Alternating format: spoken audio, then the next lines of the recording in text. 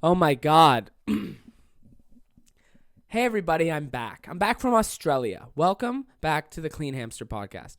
Let me just quickly go on YouTube to find out what fucking oh my God, Jesus Christ, that's a lot of porn. I mean no, when you click Safari and you see stuff you've watched before like for a second and you're like, "Why aren't you on private browsing?" I don't know how, all right? Get off my D. All right. Okay, clean. Let's You know what? This is always fun is YouTubing your own shit. And you're like, what the fuck, man? Uh, oh my God.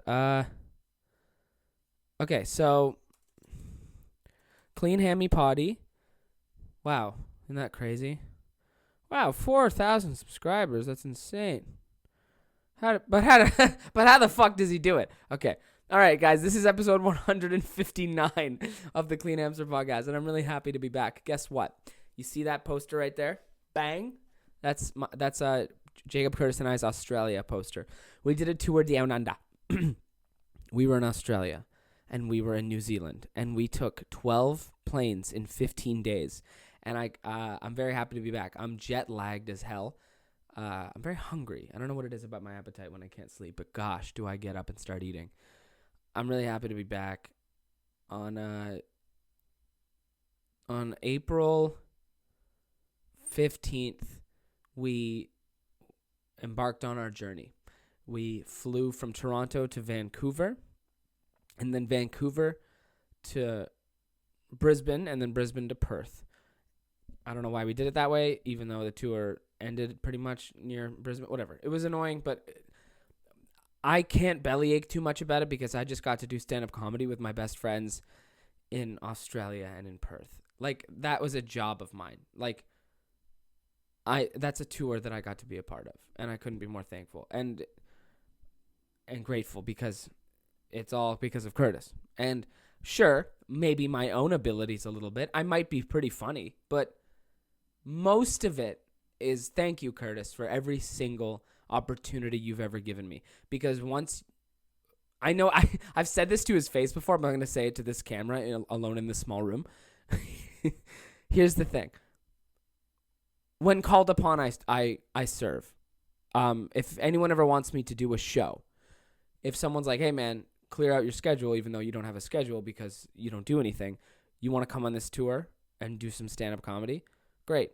You better be good.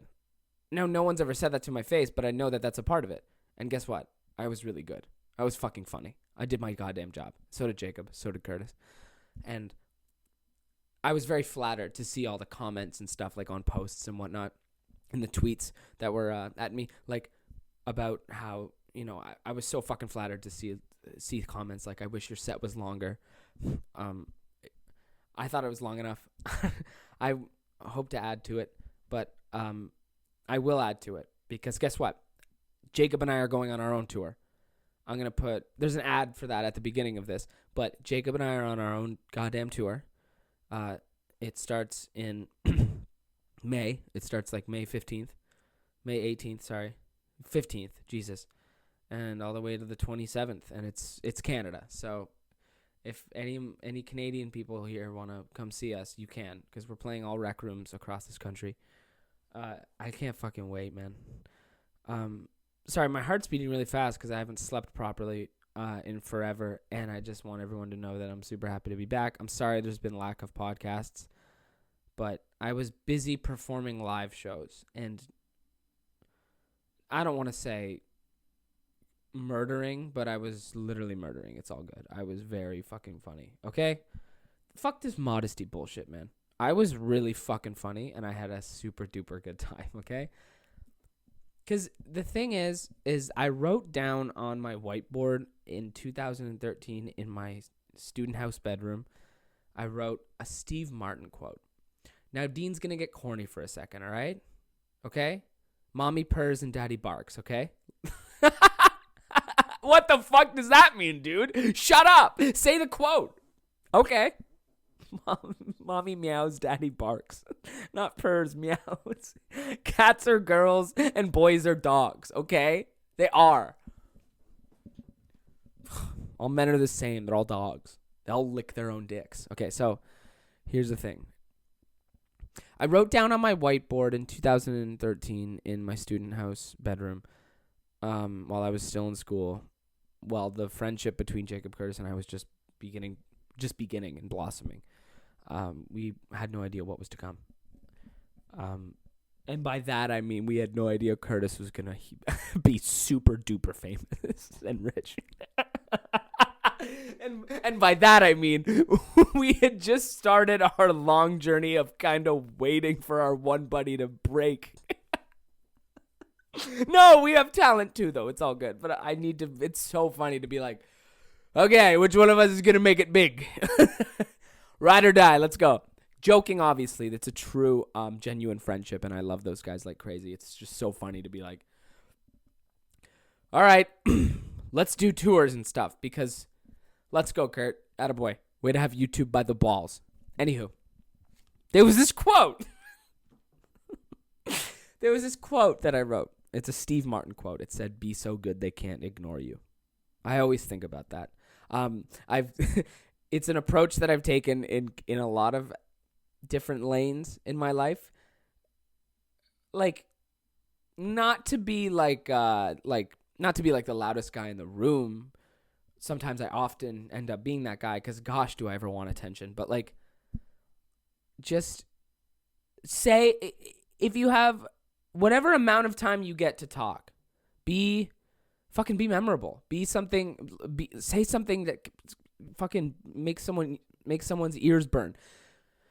From time that I had doing 2 minutes of stand-up comedy to 5 to 10 to whatever the fuck to now I do 20 on tour with the boys, like, I got to pack all of me into that, and I want everyone to remember it. And I want to leave the stage, and I want people to be like, fuck, man, I want more of that. And I think I've achieved that. I'd like to think I have. I mean, I have seen proof, but I'm saying, like, for me, and my own peace of mind, I think I've done it. I'm not done, though. Like, it's not even over. It's not even close to being over. But, like, be so good they can't ignore you is a thing that I like. Jacob and I talk about that quote a lot.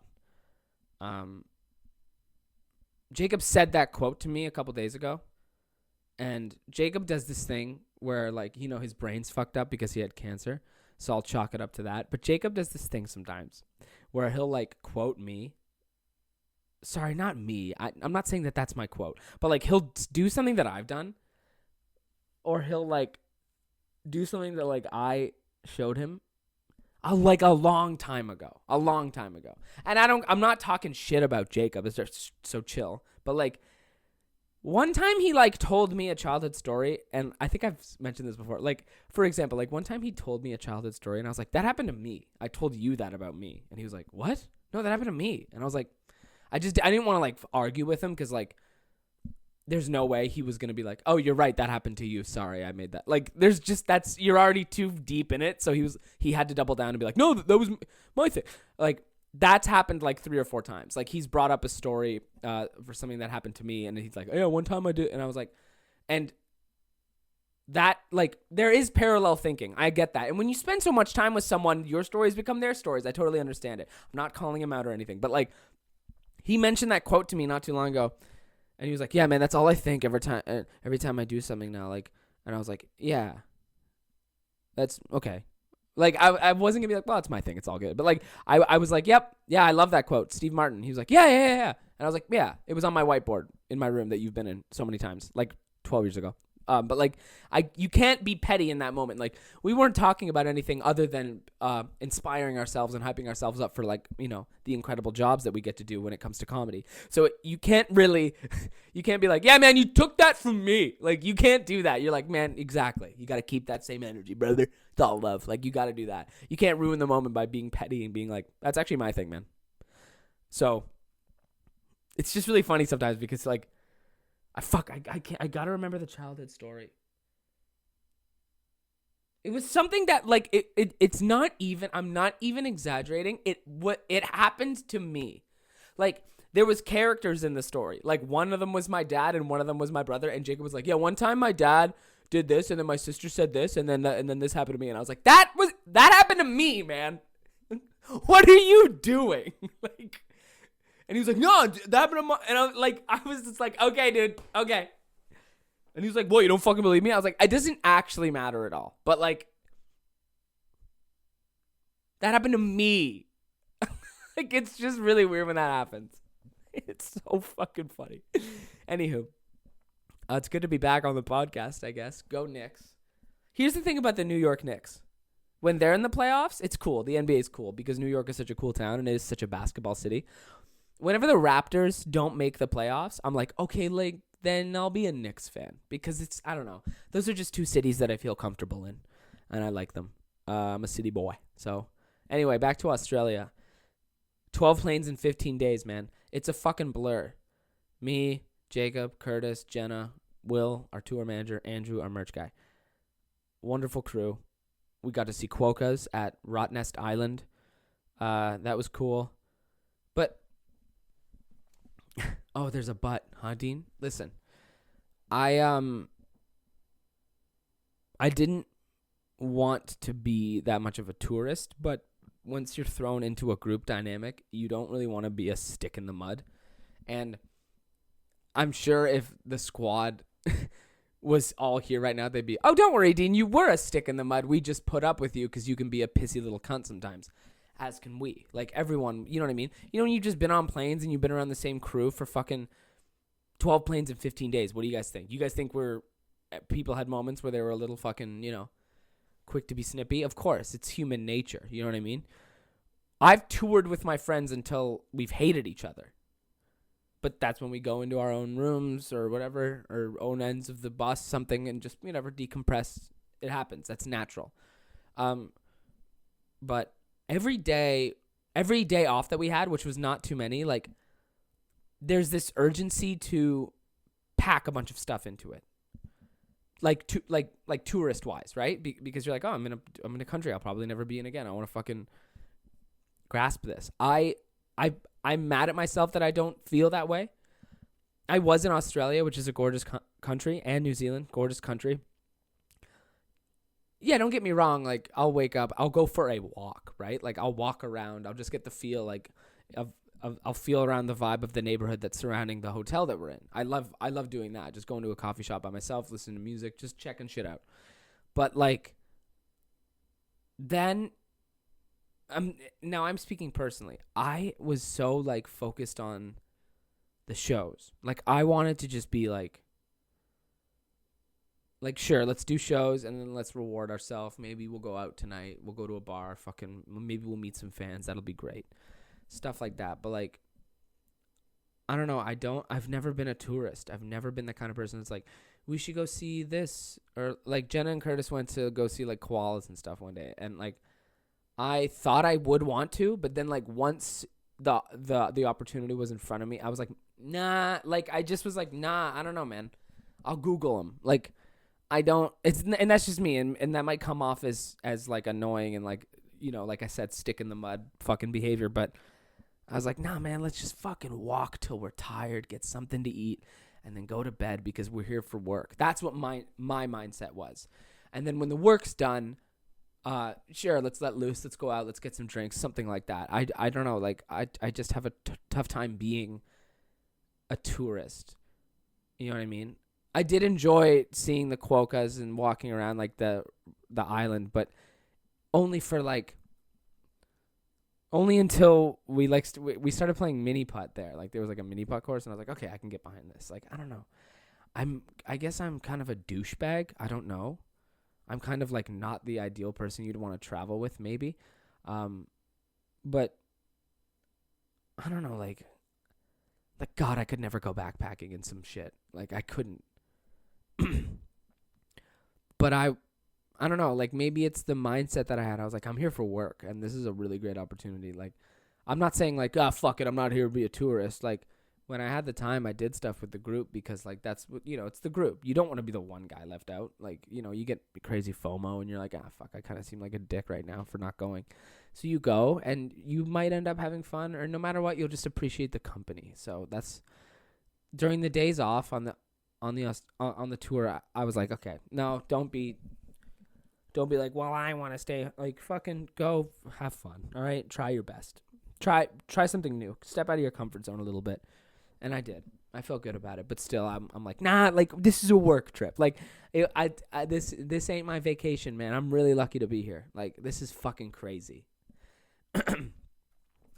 But yeah, the shows were incredible. We got to see. Okay, here's the other thing. Every fucking crowd in Australia is incredible. They laugh at everything. Like, it felt like I was fucking Kevin Hart, man. It was so great. There was one show we did in Auckland, New Zealand, where we set up the day so we could do a show and then go to a 1975 concert afterwards because they were also on tour. Now, let me be very clear. I don't give a fuck about that band because I don't have to. I don't listen to music like that. Have I been to 3 1975 concerts? Yes. Do you know why? I have 2 best friends who I love to the day I die, and they both have partners that they love to the day they die who fucking adore this band. It's their favorite band. All 4 of them. It's their favorite band. And, you know, like I said, group outings. Dean, you want to come to this concert? Sure. I still don't know any songs. I don't know the names of any of them. I don't care. They are good, all right? I know that. They're talented. They're real good live. They're a fucking good rock band. But holy goddamn shit. Like, I don't. All right? Everyone's different. I know. All right? So hear me out. I don't get it. Like, and it's so awkward to, like, you know, we were having this meeting before the tour started where it was like, all right, so yeah, in Auckland, we're going to do a show. It starts at 6, and then we'll be done by, like, 7:45. I don't fucking know, man. And then we're going to head to the 1975 show afterwards. It'll be great. And I got to, like, you know, be like, awesome. I don't listen to that band. Damn it. Shit. Well, I don't listen to that band, but I guess I'll go because I'll look like a douchebag if I don't. Fucking fuck. But hey, whatever. What are you going to do? So I just felt like a fraud too because that is such a popular band and I know the fucking demographic. I know their fans. The pipeline, 1975 fan pipeline goes right through the Curtis Connor one. I get that. So there might be a few moments, you know, where I get a little ego stroke and I might get noticed. That's fun. I've talked about that on this podcast before. But I feel bad. I feel like a fraud. I know there's someone out there more who deserved my 1975 ticket. I don't listen to that band. I don't listen to the 1975. They are good. They are a rock band that is good. All right? They're real talented. But gosh, I don't know any of their songs and I don't listen to them. And if I don't listen to any of your songs, that means I don't like the band. Like, I don't like that band because I don't know any of their stuff and I've never, like, even though I've seen their songs live, like, a lot, it's fucking annoying. I still feel like such a fraud. Someone else out there deserved my ticket more, but I was with my friends, and when you're with your friends, you're like, I'll fucking go with the flow, whatever. But I don't know if I've ever talked about this. This might be the most, like, weird ego performer thing I've ever had. I've ever felt, really. When you do a show, when I do stand-up comedy, I feel incredible. I don't want to see any other in the same night as me doing stand-up comedy, I don't want to go watch someone else do something they love doing. Now, let me explain. I actually think I talked about this when we went to go see Post Malone in Chicago during our other tour. I just did an awesome show. I don't want to watch someone else do a show. I want to be the show still. I'm still in fucking on stage mode. It's tough for me to get off stage after doing like, you know, one of the best sets of my life and then be like, all right, like let's and then go show up at a different concert halfway through and then sit and be like, wow. I'm like, no, I want to fuck this. Nah, I want to be there. I want to be on stage still. Fuck. It's tough to be an audience member after you've just been the performer. It's a very weird thing. For me personally, I know I'm with people that are cool with it. Like, fuck yeah, let's go rock out the show. We just did a great show. It's great. We'll get a beer. Fucking. I can't. I have trouble doing that. I have a lot of trouble being like, man, like imagine, you know what I mean? I guess you don't because no one's here to argue with me. But like, I can't do it. I don't know. It's really strange. I can't perform and then go be an audience member right after. I think that's weird. That's literally brushing your teeth and drinking orange juice. That's what it's like. That's the same fucking thing.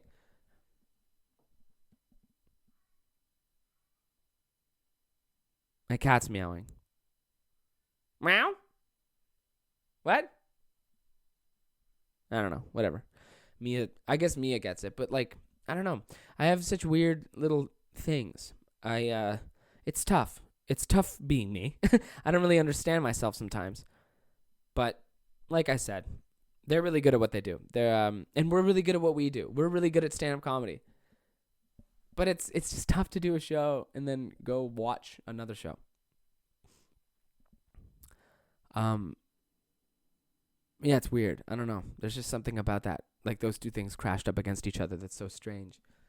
But what are you going to do? I had so much fun rooming with Jacob again. Jacob and I's friendship is so strong that like literally I've put a lot of stuff on the back burner, like up in my head wise, because like I know I've talked about this before, but like him and I know how to push each other's buttons so well that like I've actually like let him get me mad before. And you know that's how you know he's got you, and he knows that too. He sniffs it out like a dog if he like senses that you're actually kind of like mad about like a good chirp that he said to you, and you can't let him do that or he will run with it all day and it'll make you like. And if you let him get to you, you know what I mean? He's really good at making fun of me, and so there it is. That's what I'm trying to say. But like our friendship is so strong now that like I've put all that like away, and this was the first tour where like I was actually, like, this is for real. This is the first tour where, like, I was actually proud of myself for not getting in my feelings about something he would, like, say to me or about me. Like, making fun of me, you know what I mean? Just taking the piss out of me wise. You know what I mean? It's never hostile. It's always in good fun. But, like, sometimes my fucking bitch ass can't handle it. You know what I mean? I have been that guy where I could dish it out, but I can't take it in. But this past tour, man, I was, like, really proud of myself. Like, he would be making fun of me, taking the piss out of me, and, like, you know, in the van, and everyone, Curtis, Jenna, fucking Will, Andrew would be laughing at me because Jacob made fun of my something, whatever. And, like, I'm not lying, and I'm not saying this to, like, embellish anything. Like, a year ago, I would have been like, shut up, no, like, or you know what I mean? Not being in the moment, I would have been like, fucking, what are you? No, that's not how it went. Like, I would have been like, try to hit him with facts, even though all I could have done is just laugh it off and be a part of it instead of like getting serious. And that's always been a problem of mine, and that's a problem of his too. And I'll give this to him too. Like, he was good at it too. This is the first tour where like he would just make fun of me, whether it was like to my face or like in front of people that we were with, and like I had a great time just laughing at it, because at the end of the like I was like really happy. I was like, fucking whatever, man. Like, chill out. Like, what are you really gonna get up in your defense for? For what? Your best friend just took time out of his day to make fun of you. And that should mean something because he's talking about you. You're such a well-lit fixture in his life that he thought about you and then thought about this about you, and now he's saying it and it's making people laugh. Who gives a fuck if it's at your expense? Someone's talking about you. Isn't that incredible? Like, that's all that matters now. It's just like, just laugh. Who gives a fuck, dude? Laugh it off. Like, nothing is that serious. But I hated that it used to be. Like, I actually, like, One time, I think one time Jacob was like, what are you going to do? Fucking like wear, like he made fun of like an old outfit that I wore. And I knew what he was trying to say, but he like didn't get the outfit right in his memory. Like during, like while he was making fun of me, he was like, what are you going to wear? Fucking gray jeans and white polo shoes again? And I was like, I never wore white polo shoes. They were fucking brown. And he was like, okay, man, cool. And I was like, he's right. Like, it doesn't matter. Like, I actually was like, dude, they were brown, you idiot. And he was like, no, who cares? Who cares? You wore a bad outfit once. Sorry, I didn't get the color of the shoes right. Once in a while, I'll still do that. But I used to do that so much. I used to be like, wrong, your memory failed you. And he would be like, you get what I was trying to say, though, man. Shut up. Look, like, you're mad now. And I'd be like, oh, shit, he's right. I did just, like, I was just getting the piss taken out of me and everyone was having a good time. And I go, actually, they were brown. Like, I was that guy. And he'd be like, okay, man. Okay. Either way, got you. Doesn't matter. Like, this is the first tour out. Like, who gives a fuck? Just laugh. Have a good time, man. Someone's talking about you. It's pretty incredible. Okay. It's your best friend. Laugh it off. Make fun of him back. It'll be great. That's all that matters. Anyway, the tour was great. I don't know. I don't really have a lot of insider stories. Dude, we were on planes, sleeping, fucking eating, having some drinks, doing shows. It was super duper fun. And, I don't know. I'm fucking proud of myself, dude. Whatever. It was great. I hope you enjoy the tour footage that I've inserted into this video. And I love you all very much. And I'm sorry I haven't been here in a while. I don't know. Here's the other thing, too. Sometimes I hate my voice and face. And I don't want to see either moving or hear. I don't want to hear one and I don't want to see the other. So that's why sometimes I'll go like a few weeks without uploading. Or call it laziness. I don't really give a shit. I actually don't have to explain myself to anybody because I'm a pretty happy camper. Life's good, okay? Look at all the stuff I've done. It's right there on the wall behind me to remind me every single day. It's pretty goddamn incredible. One time a girl was in here and she was like, ooh, a shrine of Dean. And I was like, if you had accomplishments, you'd pin them up too, you fucking dick. See you guys. Love you. Bye.